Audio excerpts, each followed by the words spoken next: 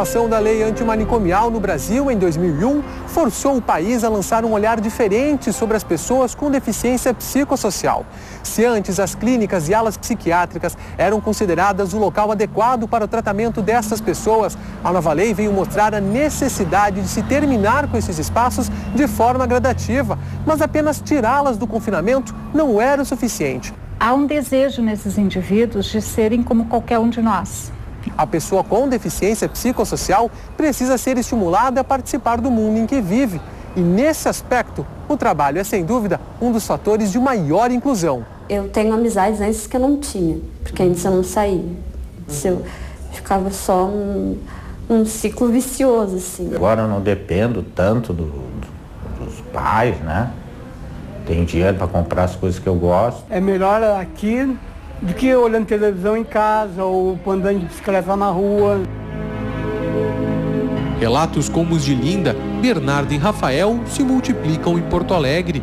Histórias que antes se resumiam ao isolamento e à frustração começam a ganhar um novo traçado. Vidas transformadas pelo trabalho é o que você vai ver no TVE Repórter de hoje.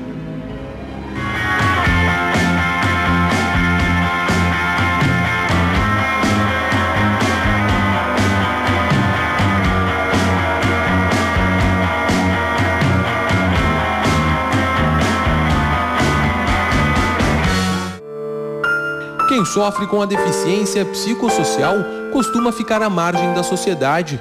A doença é crônica, vai acompanhar o indivíduo para o resto da vida e afeta principalmente as relações psíquicas e sociais da pessoa. Na realidade, nós não temos um transtorno leve ou grave. Você tem tipos de patologias, né? Então tipos de doenças mentais. Os graves normalmente são aqueles que o indivíduo apresenta quadros psicóticos. É por isso que ele se torna tão grave, porque o indivíduo sai da realidade. No país, a Associação Brasileira de Psiquiatria estima que mais de 23 milhões de pessoas sofram com algum tipo de doença mental. Só na rede de atenção à saúde mental de Porto Alegre, a média de atendimentos chega a 80 pessoas por mês.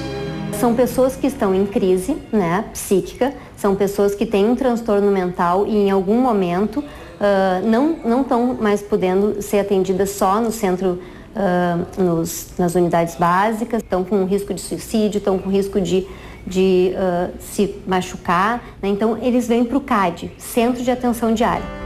Ao lado da medicação continuada, o acompanhamento feito por assistentes sociais, psicólogas e psiquiatras possibilita a melhora da qualidade de vida e da autoestima dos usuários do serviço. Quando isso acontece, o encaminhamento para o mercado de trabalho é o próximo passo.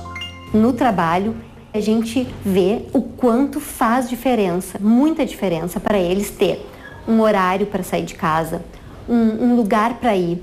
É um organizador para esses sujeitos no laço social, né? Então, a gente percebe que no início é difícil, mas ao mesmo tempo eles vão aos pouquinhos dando conta e depois de um tempo eles estão dentro daquele setor, podendo contribuir, as pessoas aprendem com eles.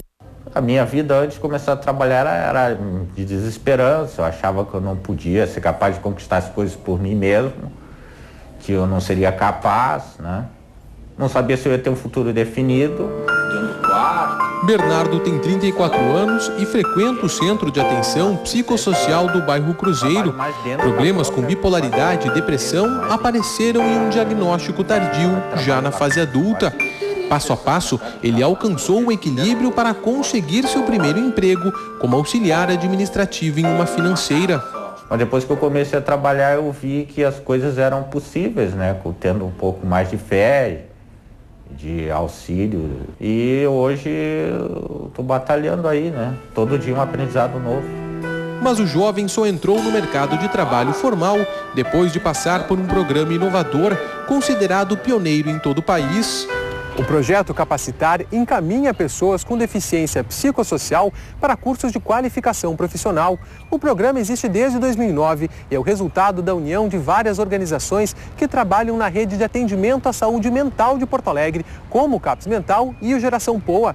No curso, que é oferecido pelo Senac Comunidade, o aluno tem a sua carteira de trabalho assinada logo no início como jovem aprendiz. A gente trabalha com a bidocência, que são 2 professores em sala de aula. Enquanto um está ministrando uma aula, o outro pode estar auxiliando e essa troca é feita porque a pessoa com deficiência, ela requer uma atenção maior. Porque muitos dos nossos alunos não sabem ler nem escrever. Então, qual é a nossa metodologia? Muito trabalhar com lúdico. A gente utiliza até mesmo as turmas regulares, de pessoas que não têm deficiência, para criar jogos. E esses jogos são utilizados com as turmas de inclusão. Linda também foi encaminhada para o curso do Senac Comunidade pelo projeto Capacitar. Tímida, prefere não rotular sua deficiência. Diz apenas que tem dificuldades de se relacionar com as pessoas. Com a rotina do trabalho em um supermercado, o pensamento se abriu para um horizonte mais promissor. Fiquei mais, como eu vou dizer, mais social, porque antes eu era antissocial. Eu fiquei vendo como é que era o mundo, como é que era o mundo do trabalho, como é que funcionava o mundo do trabalho. Eu me dei conta que o mundo não é só internação. A jovem frequenta centros de atenção psicossocial desde os 11 anos. Passou pelo serviço destinado a menores de idade e hoje está no CAPS Mental Centro. Os CAPs eles foram feitos e organizados, né, para poder dar conta de uma crise psíquica mais grave. Quando essa pessoa melhora, toma sua medicação, faz acompanhamento, tem um tempo de atendimento, pode retomar o seu atendimento ambulatorial. Em situações extremas, o portador de deficiência perde completamente o controle sobre sua vida. Coisas simples que qualquer pessoa normal faria passam a ser um grande desafio. Neste sentido, as oficinas do CAPS servem para devolver a autonomia do paciente.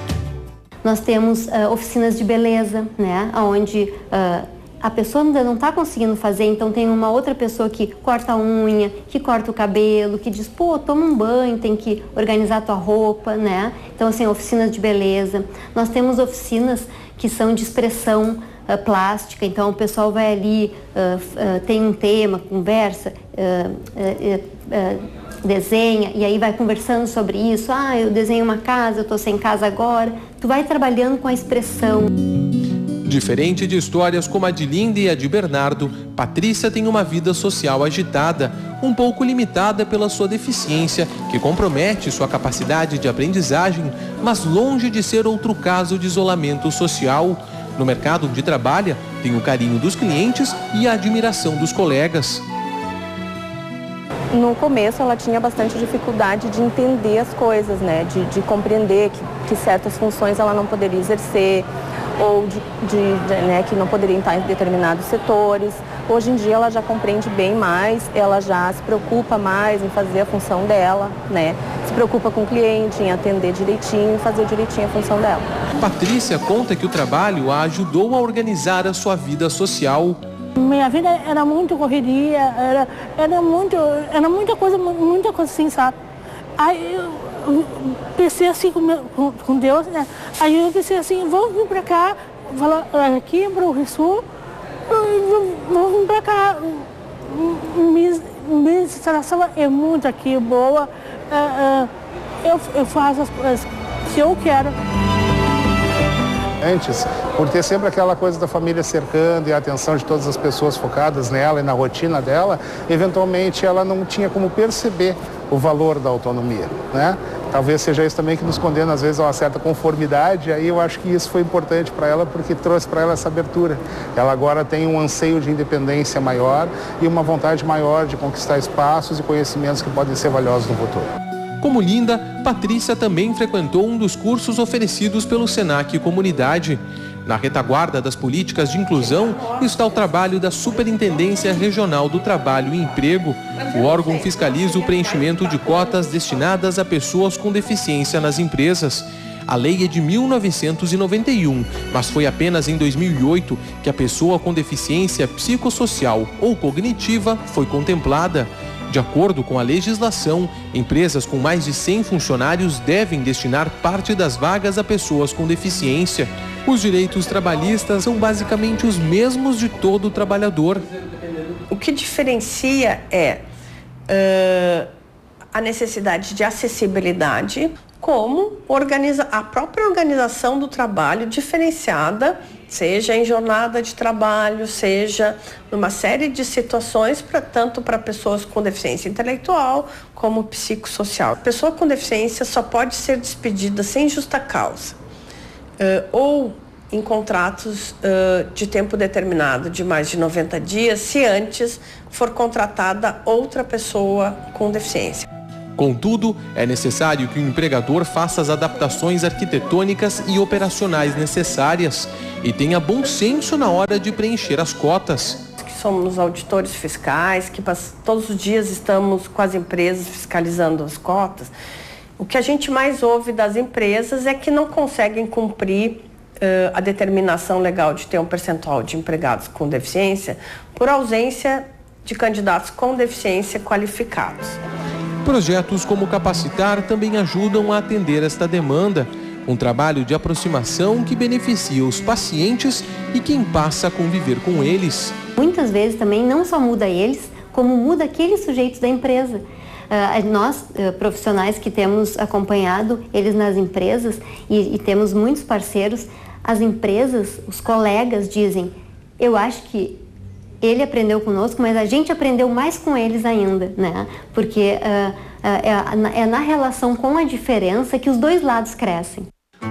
No próximo bloco, o processo de adaptação das empresas para receber pessoas com deficiência psicossocial e experiências de geração de renda solidária que se transformam em oportunidades de aprendizado e superação.